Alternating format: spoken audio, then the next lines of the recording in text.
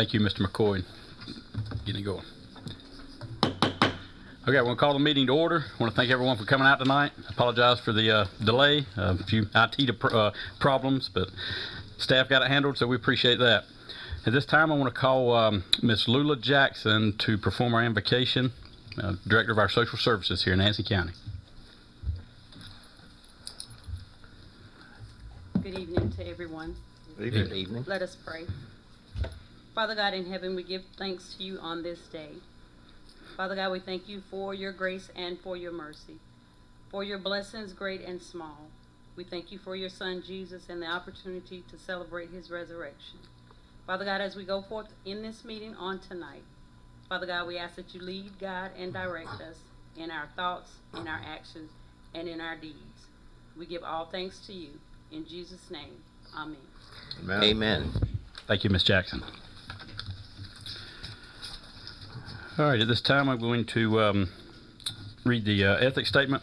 In accordance with the State Government Ethics Act, it is the duty of every board member to avoid both conflicts of interest and appearances of conflict.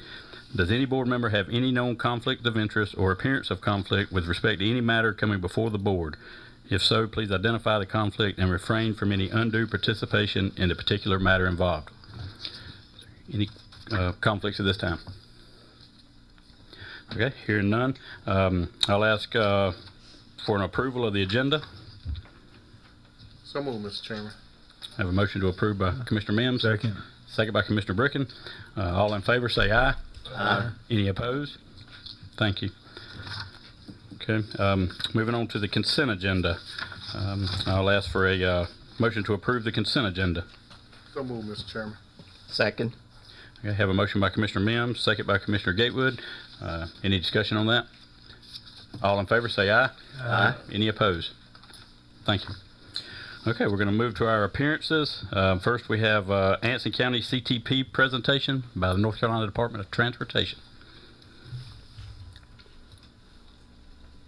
Good evening, Board. I'm Lee Schneider, Rocky River RPO. I have a couple gentlemen over with the DOT who are going to talk to you about the Comprehensive Transportation Plan update. So thank you for taking time to see this evening.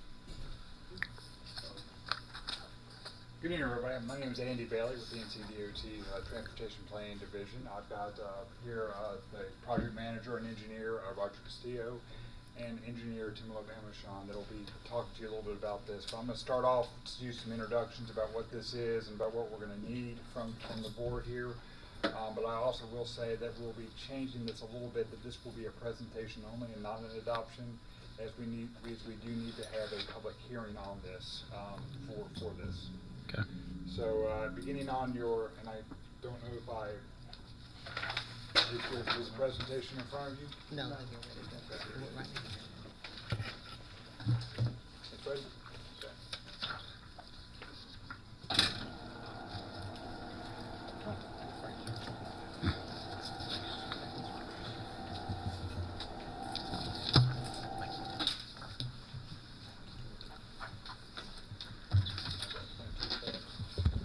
Thanks, sir.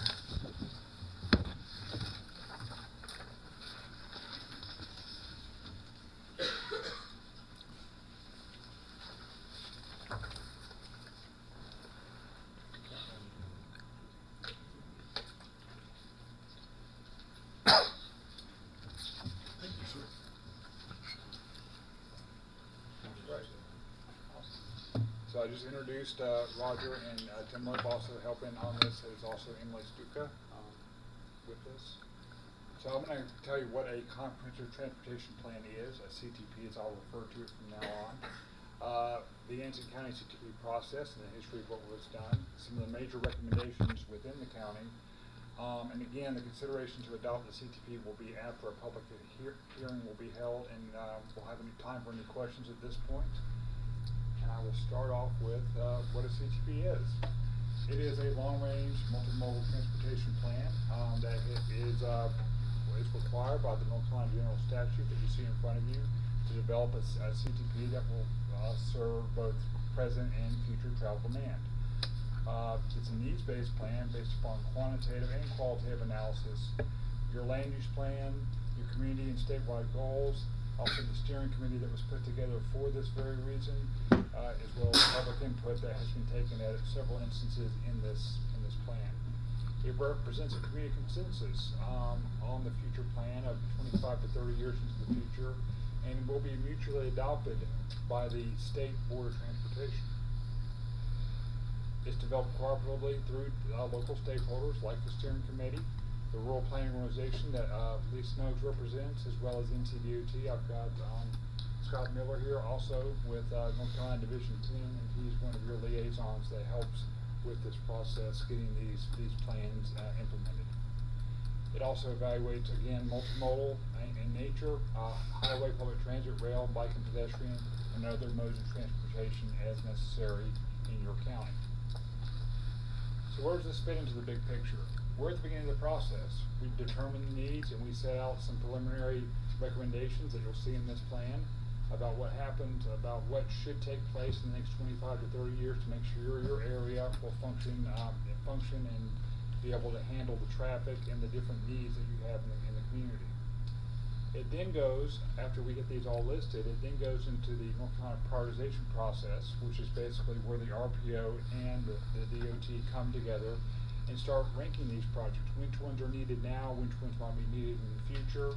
It goes into a state system. It's ranked by the qualitative analysis and also local recommendations.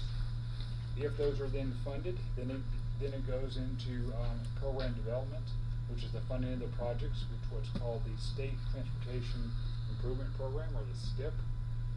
And then, once it's through there, then it goes through individual project planning. So then you have a certain section of road that needs to be upgraded.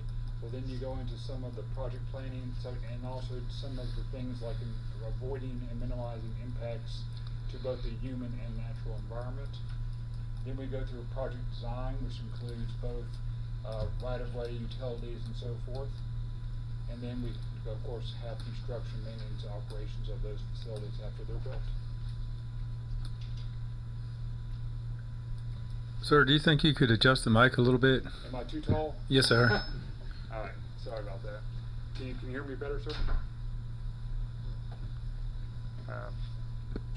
Nope. There you go. You can pick it All up right, if so you like. is it good? Good now. I'll just do this part. That'll be perfect. All right.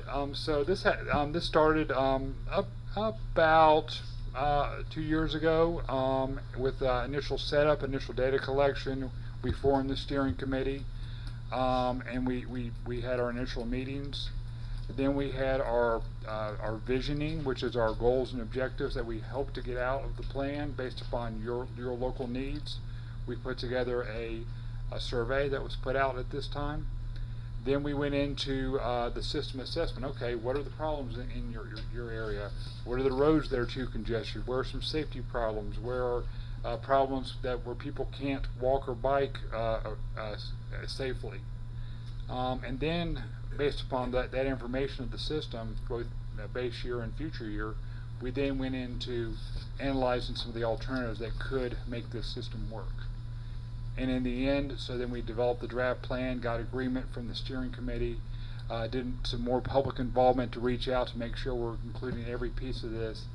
And recently we have been going to each of the towns for their adoptions locally, and all but one at this point have been adopted. And then of course we're coming to you as the county for the adoption of the plan, which we'll do so at a later date. And then once that is complete, then the Rocky River Rural Planning Organization will endorse it, and the Board of Transportation will adopt this. And again, this is something that is being used for selecting projects in the future for Anson County. And at this point, I will turn it over to Roger to go through the more details of the plan.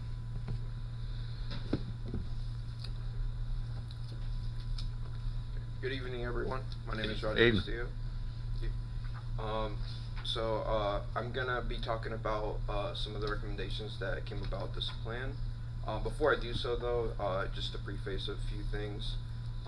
These are recommendations, so it does not mean that necessarily, because they're on this plan, they're going to be built right away or anything like that. They are here to kind of help with, feeding into that prioritization process that Andy had mentioned, as well as, especially when it comes to like sidewalk or bicycle, if there's any, grants or funding that you wish to pursue, this could be used as reference to help supplement that the validity of that recommendation. So that's kind of what one of the big uses of the CTP as well. So what you see here, this map is called the facility type map. This is just kind of looking out into the future and seeing with these recommendations implemented, kind of like what are the type of roadways or what kind of structure of the roadways there are. The main one that's changed here is US 74, the upgraded to a freeway. That is one of the recommendations there. But I'll get a little bit more into some of the other ones in a minute. So here you have the highway recommendations, and this does include, of course, the US 74 improvement into a freeway. It also includes the Wadesboro bypass. We do include all the STIP projects that are in that process into the CTP as well. So this has been brought in too. One thing of note is that even though that there is a line drawn on the map, this is not the final alignment or anything like that. It's more of just a placeholder to signify that there is a bypass recommendation. I'll tell you a little bit more about maybe a future meeting that's being planned to have public engagement in regards to that focuses a little bit more on the alignment and the bypass itself. But other than that, you will see within the town of Wadesboro, there you will see. I guess I can. Well, I'll cover the other ones first because we're about to get into Wadesboro. But you'll see a blue line going around the southern western part of Wadesboro. That is a modernization project. And just to kind of preface it a little bit, a modernization project doesn't mean that more lanes are being added or anything like that. That's not the recommendation. It's mainly there to help kind of some of those narrow roads or maybe dangerous locations that maybe need some improvement. Maybe widen the lanes a little bit to kind of help accommodate some of the traffic that's going through there. And then you will also see some triangles scattered around, especially throughout that blue line. And those are intersection improvement projects. And those are just kind of there to help facilitate any movement, as well as to kind of help with crashes that have been identified there. But moving a little bit closely into Wadesboro here, you will see, of course, the just kind of the placeholder for the bypass going up at the top there. But within it, you also see two projects there. These are both STIP projects, so they were carried over as well. And if you'd like more details on the specifics of the projects, they will be in a slide coming up soon. But this right here is kind of what I had mentioned earlier. This is the Wadesboro bypass kind of like study area that they're currently looking at. Even though this is kind of a bit separate from the plan, we did want to inform you a little bit on this because we do get a lot of questions regarding the bypass. There's a plan to have a public involvement meeting in late April to early May-ish time frame, so definitely keep an eye out for that. But if you want to stay updated, there is a website there as well in regards to the bypass itself. So we just wanted to kind of share that info with you guys, even though the plan itself is not just the bypass, but it does include it in there, so we wanted to make sure that you guys were aware.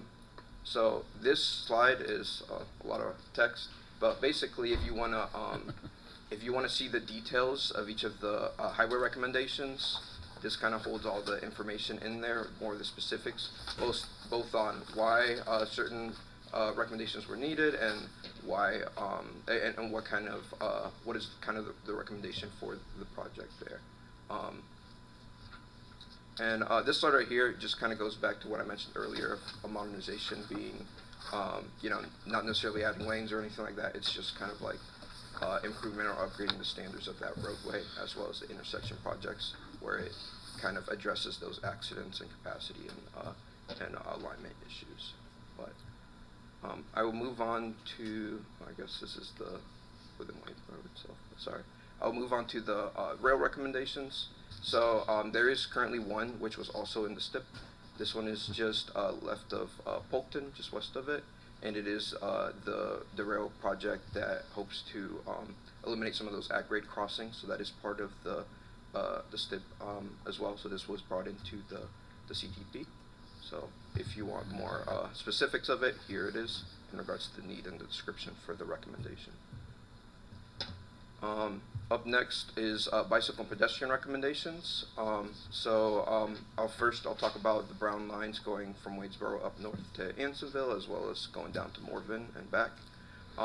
These are multi-use path recommendations, basically hitting a lot of those key destinations, where it be the airport or the wildlife refuge, and going down to Morven, hitting some of the parks and the schools.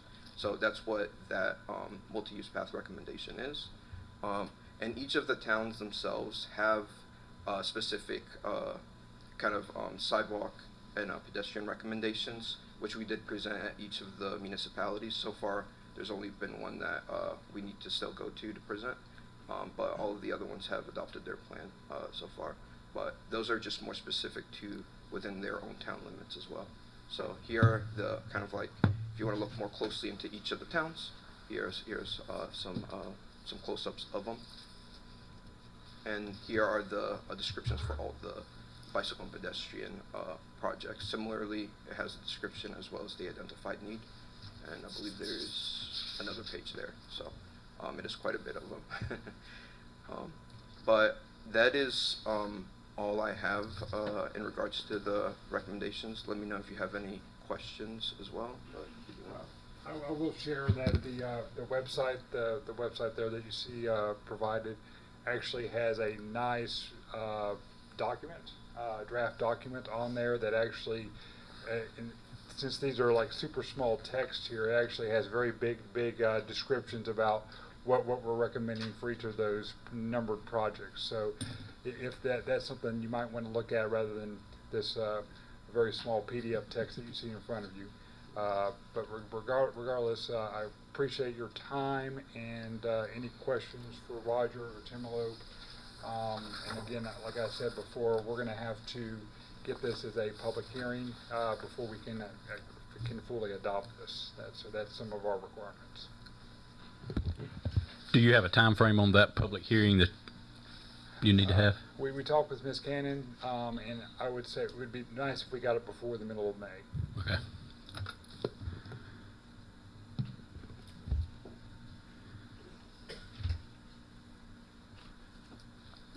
Okay. Any other questions for DOT? All right. Well, we appreciate you coming and updating us. Yeah, thank you.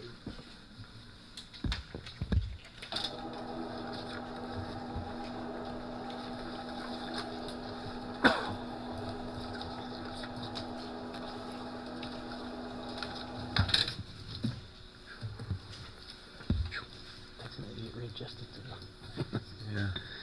Okay. Next on our appearances is Central Iowa Regional Council to Ms. Geraldine Gardner. Good evening, Mr. Chairman, members of the Commission, Evening. Mr. Good evening. Sossaman. I'm here tonight with my colleague Christina Danis. She'll be speaking in just a moment. And let me just first say how much we appreciate the ongoing partnership with the county on a number of issues. Commissioner Woodburn actively participates on our board and a number of committees. We've appreciated the engagement with the county in a number of regional initiatives, including the Regional Resilience Collaborative, which is part of Ms. Danis's presentation, as well as some of the services and supports we've provided to the county over the last several months regarding the American Rescue Plan. So it's been a very fruitful partnership and collaboration. And when I was out in the new year meeting with Mr. Sossaman just to check in and see how things were going and how Central Iowa could, what other supports you might need, he mentioned to me the interest in strategic planning. So tonight we're here to talk about two items. I think there's some materials in your packages. First, I'll talk a little bit about some opportunities around strategic planning, to do a strategic plan for the county, and how Central Iowa could be a support for that initiative. And Ms. Danis will also talk about the opportunity to update the county's emergency operations plan. And so we'll both go through some questions and have some questions for you, seeking your input. and then we can have a further conversation. So in your packet, there's a brief outline, some strategic planning recommendations for Anson County.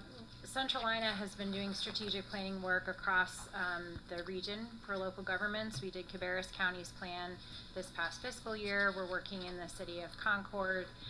We've worked in small communities such as Landis. We've worked obviously in large counties and municipalities. And we really find that strategic planning can be a very important tool for local governments to set a clear vision for the future of their communities and their organizations, and help to achieve that vision through goals and strategies and tactics. So it can be a really important tool for you to use in your budget decisions. In determining performance at the department level, also guiding capital improvements and other long-range planning activities. So kind of think of it as a way to kind of get everything down on paper that you want to accomplish over a 3 to 5 year period, and lay out a clear implementation plan for how you might want to get that done. Strategic planning can be accomplished in a process that's highly specific to a local government, so it's not a one-size-fits-all approach. It can be done with lots of public engagement. It can be done with lots of staff engagement, and of course with your leadership as board members setting that guidance and direction. So one of the things that I wanted to first go over with all of you to see if you had any questions about strategic planning in general and local governments and why it might be helpful. And then we can talk about some of the recommendations that are in the memo and any feedback you might have.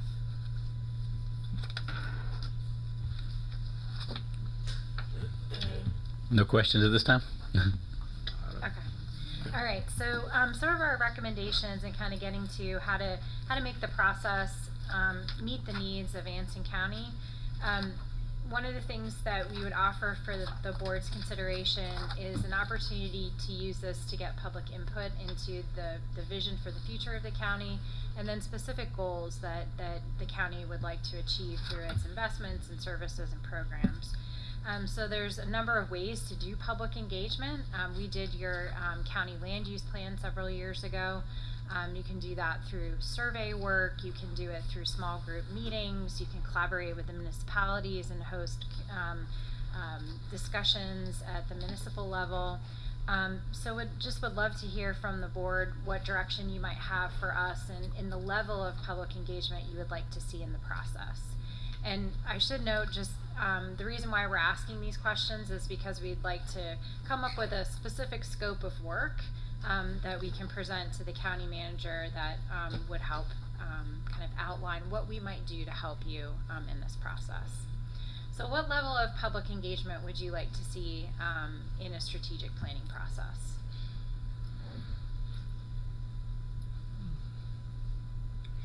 I think I'd like to see is, this is just me, I'd like to see as much public engagement as we could get. I mean, because what we put in place needs to reflect what the public wants, in my opinion. Yeah. So, and excuse me,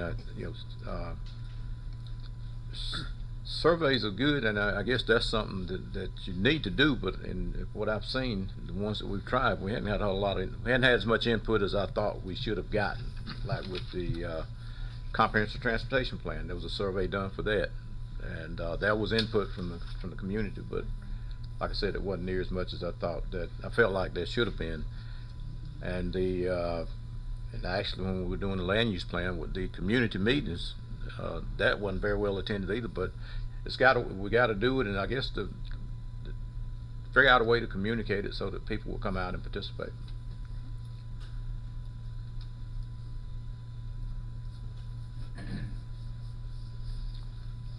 Any other suggestions?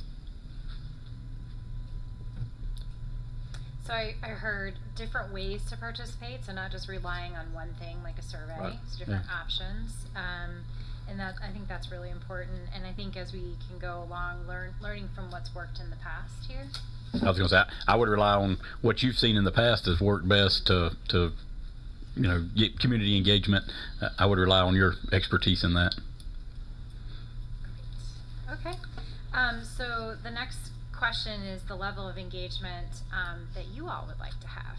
When we worked, for example, in Cabarrus County, there were certain county commissioners that were really engaged in strategic planning. Some people love it. Some people it's like going to the dentist, right? So we want to like really meet you where you are. So one option is that when we do the plan development process, we engage the full board. That's fantastic. You are the leaders in setting the vision for the county. There might be one or two of you that are really interested in this, and you form a small group or a committee, and we work more closely with that group, and then do frequent reports and updates back to the full commission. So any sense of who's really excited about this and might, or maybe you all are, I mean, everyone would like to be involved. I don't know about the level of excitement, but I wouldn't mind participating. We'll try to make it as painless as possible. What's the board's pleasure? I mean, elect 2 or 3 members, or? I believe. I think the board should participate. Oh, absolutely. You think the full board? The whole. So, Yeah, okay. full board, So, right. Wonderful. One of the options for full board engagement, obviously every time you meet, there's a lot of paperwork and noticing and things like that we have to do. Would you prefer sort of more intensive, longer meetings where we can get a lot done, or shorter, more frequent meetings? How your time is valuable and want to be respectful of that. What is your definition of a long meeting? That is an excellent question, Commissioner. What we could do, an option is we could kind of have a kickoff meeting, so maybe a half a day of really kind of brainstorming, rolling up your sleeves. That might be 3 hours, and maybe we have some lunch. That could be a way to do it. And maybe you do 2 or 3 of those as opposed to 5 or 6 hour-long meetings.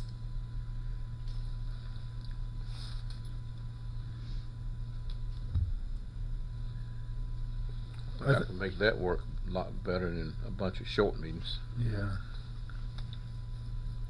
It'd have to be timed so the people work can come in the evenings. That'd be kind of tough for those longer ones, but maybe keep that in mind. Okay, that's helpful. Thank you.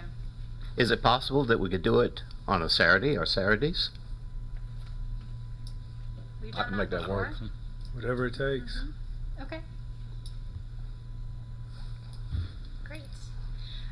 The last 2 questions, obviously a strategic plan is about the place, the community and the county, but it's also about the staff that work in the organization.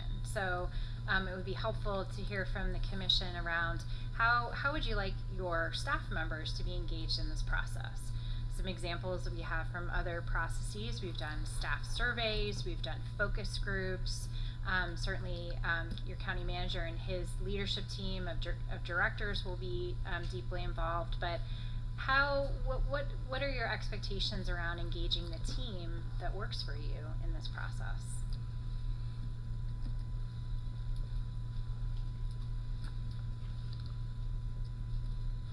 any suggestions? Yeah, I'm trying to think. Maybe staff focus teams. Would be. I'm thinking maybe staff focus teams would be a Some good way focus to. groups? Yes. And we obviously would engage them in the right level of questions, right? So obviously there are certain things that are up to you all to decide, but for example, around values or how specific goals might be implemented, it could be helpful to hear from the experts. Okay, wonderful. So our next steps in terms of a timeline will be, one final question. Just in terms of the timeline for the overall process, it can take 6 to 9 months to do these with really robust citizen engagement. Is there a particular date where you would like to have this plan completed to be able to inform any budgeting decisions or other things that are going to be happening in the timeline of activities for next fiscal year? It could be December, it could be February, April. What would feel right? Or I defer to the county manager. Maybe he has an opinion on this too. If we started fairly immediately, I think if you're taking 6 to 9 months, I think it should be done this calendar year. It could be. Yeah, right. Yeah. And then that way it would give us time to kick off our next budget year with all that input. Does that sound good? Yes. Okay, perfect. So I'm switching gears just a little bit, but still talking in the planning framework. The county has been involved in an initiative that we've had for the last 2 years called the Regional Resilience Collaborative. It's really about how are we preparing our communities for success in advance of any potential natural or man-made disaster. Christina is the director of our Community Economic Development Department. She's really been leading that effort, working side by side with your emergency manager.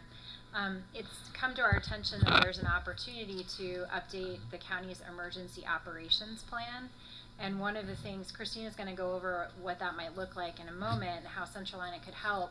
But one of the things that we would like to get the county's endorsement on this evening is that we think there's an opportunity to get this work funded through the upcoming budget in the General Assembly.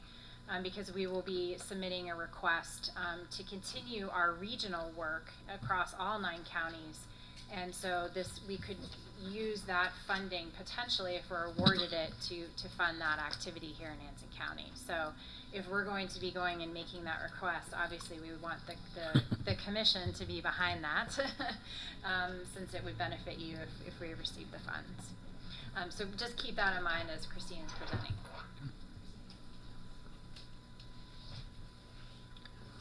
Good evening, Commissioners. Evening. Good evening. County Manager. Good evening, all. Thanks for coming out.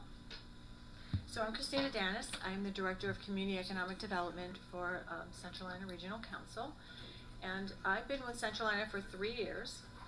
And in that time, I've worked very closely with Rodney Diggs, your emergency manager, your county manager, Lynn, and your staff to develop a long-term recovery plan. Some of you have been involved in that as part of your commissioners, and you've attended those meetings, and you've seen what that looks like, as well as the Anson County staff. That work's coming to a close on June of 2024, and Anson County will have a long-term recovery plan template that's been filled out and identified. I just want to take a second to say, what the heck does that mean? What does a long-term recovery plan mean? I'm sure you in the audience are wondering as well. What is that? And we've also had the Sheriff's Department in as well, and security. So that is when a disaster occurs, whether man-made or natural, as Geraldine alluded to. You have an operations plan or knowledge of what that looks like. Who does what and when? Who files the paperwork? How does the money flow? Who's responsible? And how do we keep each other safe in that process? So that's what the long-term recovery plan does. The disaster occurs, and then that is the response. That's where we go and we help each other out. We're really good at that. And then we get to recovery. And recovery is the things that happen for a long term after that. Recovery can be short. It could be 6 trees came down on the street and we dealt with that. Recovery could be we're majorly flooded in a major storm. And recovery could be months, it could be years. So knowing that before, we call it blue skies, or when the skies are not gray and stormy, and knowing all of that helps when the disaster strikes, then you all be ready. And I want to let you all know that I applaud you for the good work that you've done, your staff and all of you. The good work that all of you have done for putting that plan together, because that's really helpful. In doing that work, it has been brought to our attention that there are some challenges that exist, and one of them is the emergency operations plan. And your emergency operations center, I think it's on, is it Country Club Road? Is that where it's located at? And that's where your emergency services and your fire and manager are located, as well as ACE. Who in here has seen Ace, the dog? Does everyone know Ace? You have a great dog. If you haven't met this great yellow lab named Ace in your community, please do. He is a wonderful asset to your emergency management and as a therapy dog. What are we going to do? So your emergency operations plan is 22 years old. It was done in 2002. It is supposed to be updated every 5 years. But the type of funding that helps that plan be updated isn't something that you can just, isn't automatic, okay? So that requires funding and commitment from the community to do so. It's really important for the economic growth in the county and for the safety in the county that that plan get updated and that that operations center on Country Club Road be able to operate and have everyone know what to do. It also complements that recovery plan that I just talked about as well as your hazard mitigation plan. So you're really bolstering the foundation of recovery and response in disasters. Disasters can be everything that I talked about. Storms could also be cyber attacks.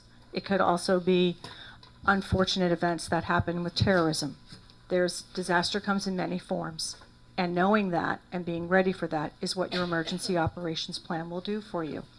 It's not, so you don't want it to be the first time that everybody gets into that room on Country Club and figures out what's going on. Some of this stuff is happening behind the scenes. I don't want to sound alarmist. Some of it is happening behind the scenes, but not all of it, and it's not documented. So that will help support economic growth. It'll also build staff capacity. This will help with a public information officer identifying that role, as well as an emergency management planner, which is someone who's missing in the county that could help implement these.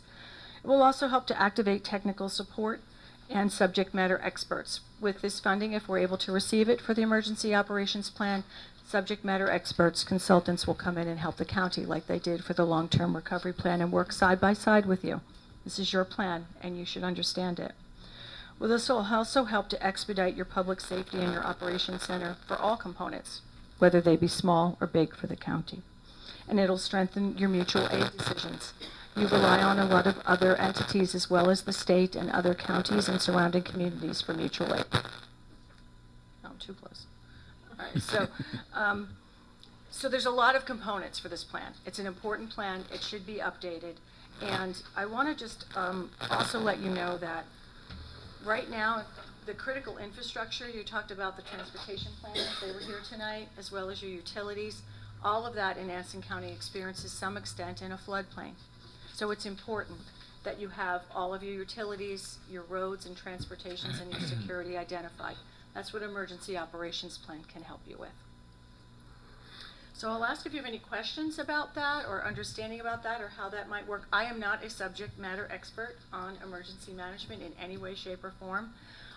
We build the bridge between local governments and emergency management subject experts to figure out how you can all help each other better in these blue sky planning days.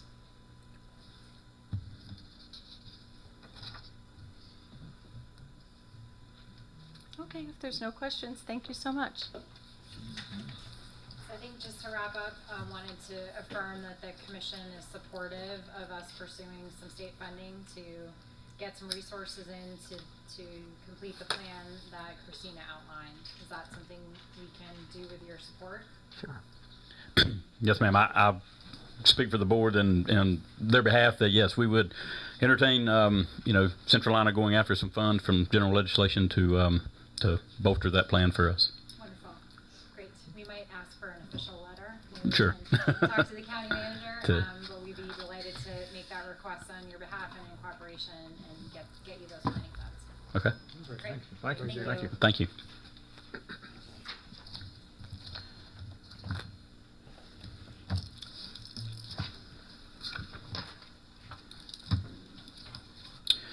All right. So next we're going to move into our public addresses.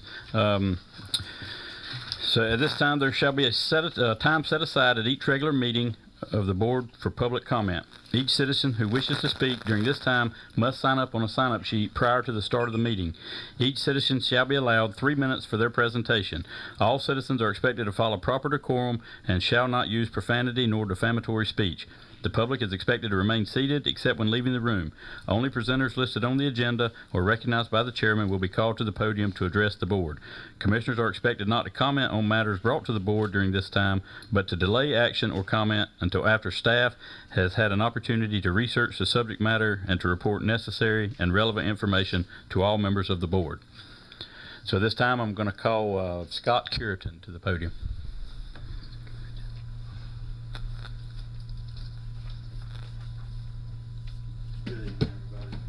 Good evening.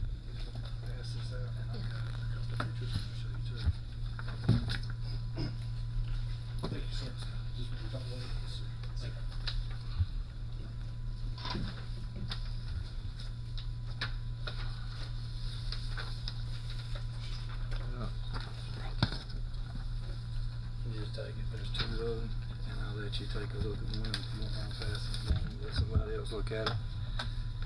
I'll get right on with it. Sounds like we're having a little bit of microphone trouble, so I might not speak up. We'll get right on with it. Good evening, Commissioners, and thank you for allowing me to speak tonight. My name's Scott Cureton. I was born and raised here in Hampton County. I've spent practically my entire life here. We moved to Wingate for just a few short years, but quickly realized that we really missed the peace and serenity we had here at home. In 2005, we struck a deal in Burnsville with Mr. Bennett Black for about 25 acres on Burnsville Church Road. It just happened to be near Robbins Ridge Racetrack. There's other people in this room that have also looked at that piece of land and know what I'm talking about.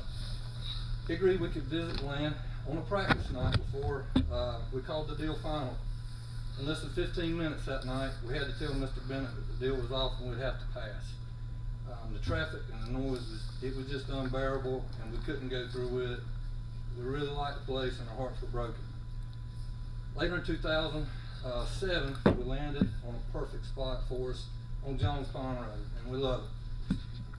Absolutely love it. The night before we poured the footings, my neighbors Roger and Marilyn Davis came over, my parents, my wife and myself, we all joined hands, had a prayer that our house would be built under God's guidance and under His protection.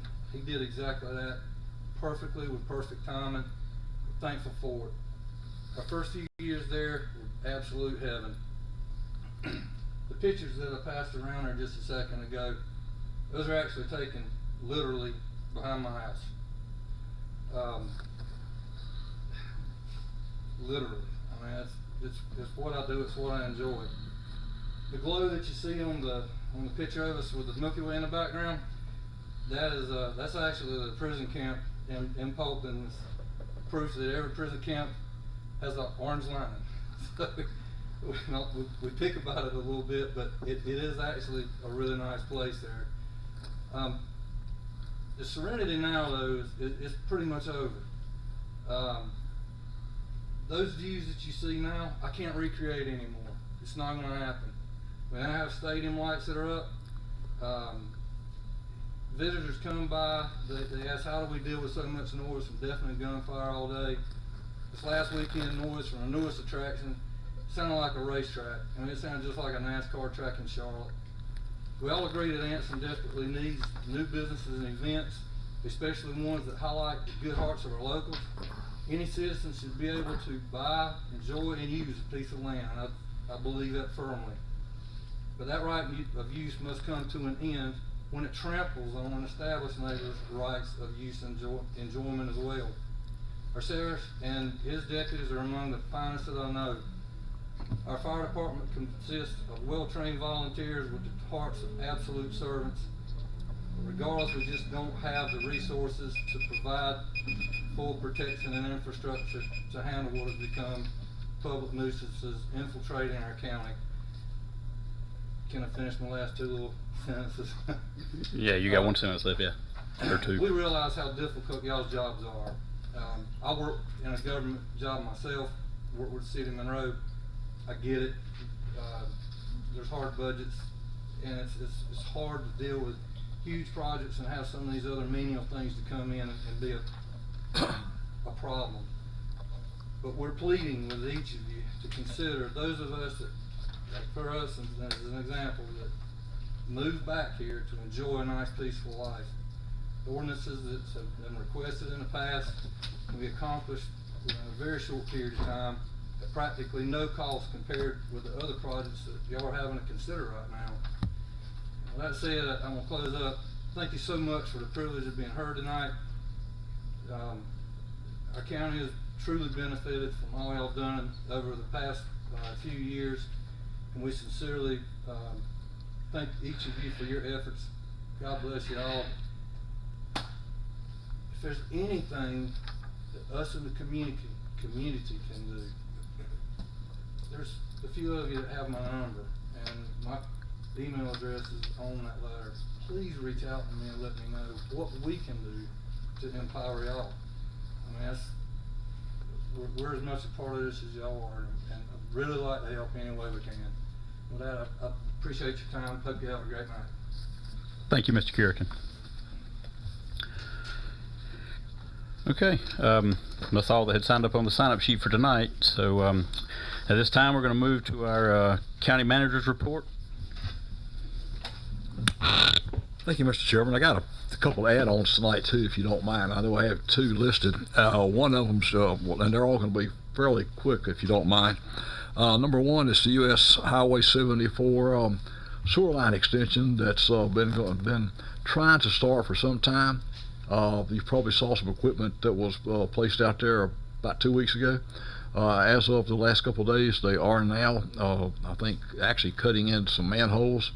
What they have been waiting on in order to get jump started, if you will, is the supply chain, to getting the actual manholes in, because as you know, that sewer line's fairly deep in places, and they just don't have manholes like that sitting on the shelf. You have to order them and then wait for delivery. So they're coming in, and we know that they had indicated, based on their timeline, it would be sometime this summer, July or August. So hopefully they will make that that threshold. And if you just stop me at any time and ask some questions, I'll be glad to answer. A second one is an update on the 24-25 budget. The budget packages are out. The different departments, including the sheriff's office, have them. And we've asked them to get them back within the next 2 to 3 weeks so we can put them together and also invite each of the commissioners. I know last year we had a retreat, if you will, or a planning session, which I prefer better than a retreat. Retreats sound like you're backing up. Anyway, but rather than that this year, unless you just want one, I would like, I think Holly and I would love to have either one-on-one or in groups of 2s or 3s. We did that last year as well as the planning session. Department heads now know that some of them last year met individually with Holly and me. We're anticipating some to do that this year. There's already been a couple that have contacted Ms. Cannon to set up meetings, so we're moving full bore on that. Any ideas that the board has, you know, to get to Holly and me prior to those relative to the budget, I'll appreciate it, and I know she will too. So as I said, you know, you can stop me along the way, and we'll try to answer any questions. But it would be adopting that. I forget the exact date, Ms. Cannon. June 18th. So that would be your second meeting in June. I don't like to do it as early as possible, because if the General Assembly is still in session, I like to see what they're going to be up to the end of the session. And you never know, because they can pull out some tricks. That's just an old guy saying what he's seen over the last couple dozen, I almost say couple dozen decades, couple dozen years, I should say. Last one is one that you know about. I'm going to try to find it. I've got the employees of the quarter, and I know I've got that email here somewhere. We've got a couple from DSS. I'll probably left it on my desk, but I'll send that out to you. We'll be having that coming up very soon. We've got 3 this time, and they're all good. As you know, they get we're notified into our HR department by their peers as to who should get that employee. And it seems like we always have somebody from DSS. I'm not sure why, Miss Commissioner Little Reed, but we do. They're fine employees, and their boss, who said a nice prayer tonight's here, Miss Jackson, and so she leads a good operation. I'm not going to ask her to agree with that, but put her on the spot. So we're going to be doing that soon. Last but certainly not least, something that has been a long time coming, because I had a question today about our zoning ordinance. Someone asked, is Anson County the only county in North Carolina that doesn't have countywide zoning? I can't answer that question. I do know that if you take a map and put, including South Carolina and North Carolina counties, and you put Anson County in the middle, you go out 100 miles or so, we are the only county within that circumference, if you will, that does not have countywide zoning. What we have is what I call corridor zoning, and most of you know what that is, because it's the 2 major corridors. East and west, you've got 74, north and south, you've got 52. You've got zoning along those. You had that, I guess the 05 was the ordinance way back when. Commissioner Woodburn can correct me there, but I think his signature was on it. So then you had, a couple of years ago, a group that did an update that's affectionately called the 2020 zoning draft. It was never adopted. So You authorized me, and I did find someone. We put out proposals, or requests for qualifications, if you will. The committee selected Jeff Young, who is retired as a planning director for Concord, and he now is in private practice. So he has taken the 05 ordinance, the 2020 draft, and some others, updated the language. And I know there was concerns about something called cottage industry. I prefer to say home occupation, but either one works. So he has actually put those together, and hopefully we will have, because we're advertising very soon, a public hearing that you have to have, this board has to have. The Planning Commission doesn't have to have a public hearing. They have to have a public meeting that they will be having very soon. Your zoning administrator, Mr. Newton, and I have chatted about it, so he'll be having that. They actually have to make a written recommendation to the commissioners as to whether they're recommending you adopt it or not adopt it, and some reasons why. And I guess our illustrious county attorney can help put that together so it can come to you and meet all the requirements of state law. Then you will have on the 7th of May the public hearing, and at that time you'll take citizen comments just like you do at regular meetings, and those will be entered into the minutes, and you can make whatever changes you want. At that meeting you can either adopt it, defer it to a later date for adoption, or make whatever kind of changes you deem necessary.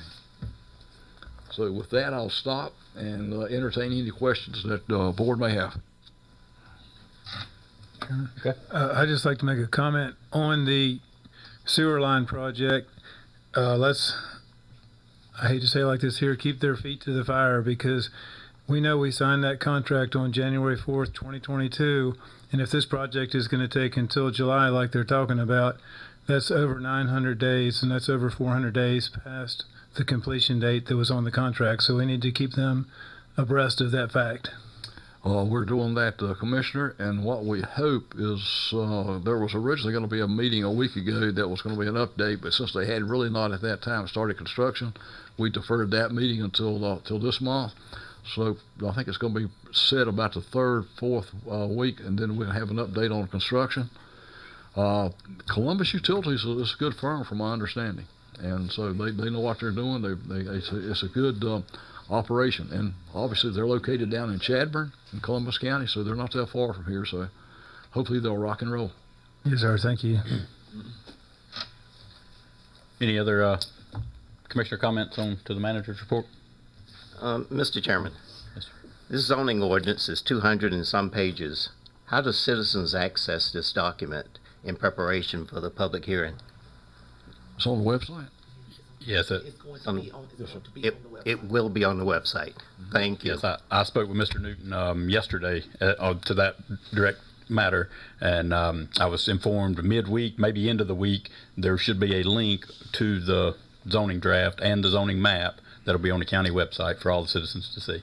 Thank you, Mr. Chairman. And one thing I have asked Jeff Young, and he's agreed to actually be at that meeting on May 7th, so that anybody has any questions, he's the author. He can defend. It's like defending your master's or doctoral thesis if you're in college. So that's he's been there before, so he doesn't mind doing it at all.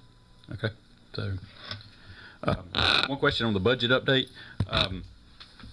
But my personal preference was to meet in groups of 2 or 3. I think that worked out good last time. I don't know what the board's consensus is. If they want to go one-on-one, that's fine. But I thought that worked well to have groups of 2 or 3. That way, if one commissioner's requesting something, we're kind of in the loop on what's, I guess, desired. Mr. Chairman, I'd like to see us all meet together, because last year in meeting in small groups, there was some discussion. Well, I didn't know about certain things that one group talked about. I think if we could collectively meet, even for an hour, to talk about the budget priorities as we see them, I think it would be helpful. Okay. As long as we can meet the statutory requirements of meeting, that's fine. We can definitely do that. Okay. As a matter of fact, we can do both if the board agrees to that. Okay. I'd rather meet as a group, as a whole, with myself too.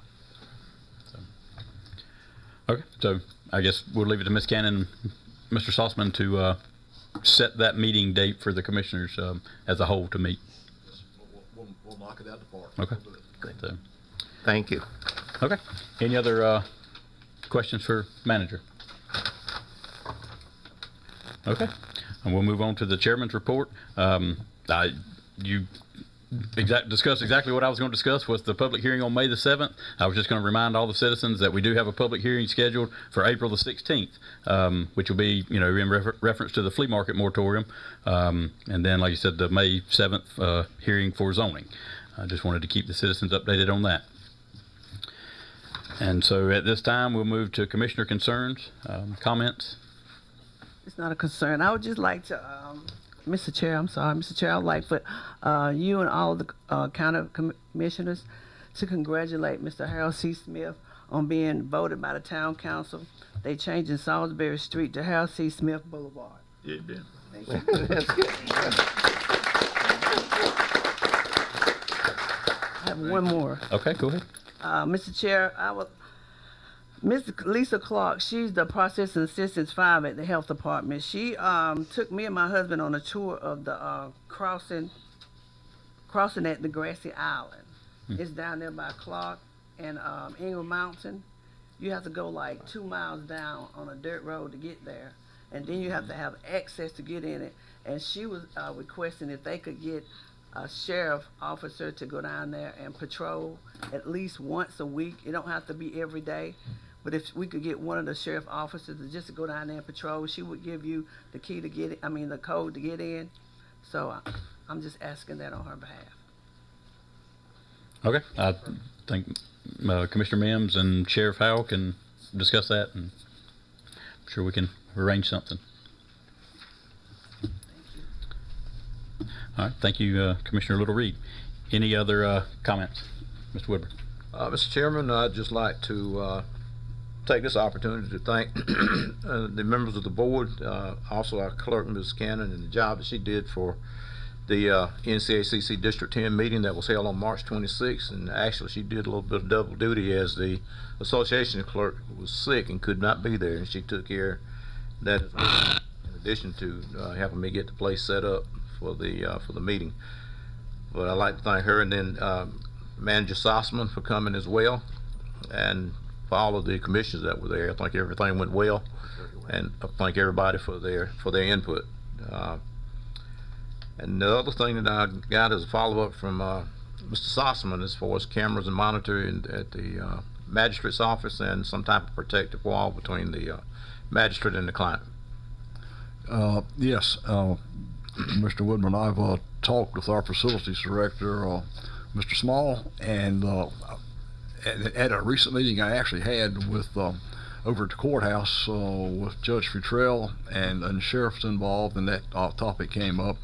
We're going to have to take out part of a wall, put in a stronger wall, if you will, probably of either block or else concrete, because the bulletproof glass, if you will be fairly heavy, and I don't think the wall that's there now, Wendell and I agree that it won't support it, so he's looking into getting that accomplished. So once we get that done, it's a work in progress. Okay. And we also talked with the judge about cameras and locks and so forth for the courthouse, as well as other security measures that we can take to protect not only the judges and the court staff, but also the citizens. And I've talked to Commissioner Mims about it and the sheriff, and so that's also a work in progress. Okay. Thank you. I had one other follow-up. Okay. I found my email. It was lost in front of me, but the employees of the quarter that I want to recognize, and as I indicated, a couple of them are from DSS. Jasmine Little, she was nominated by Miss Dunlap, and Lisa Little, she was nominated by Sharon Cox, again their peers, and Kristen Ray from EMS was nominated by Sarah Hutchinson. All right. All right. Thank you.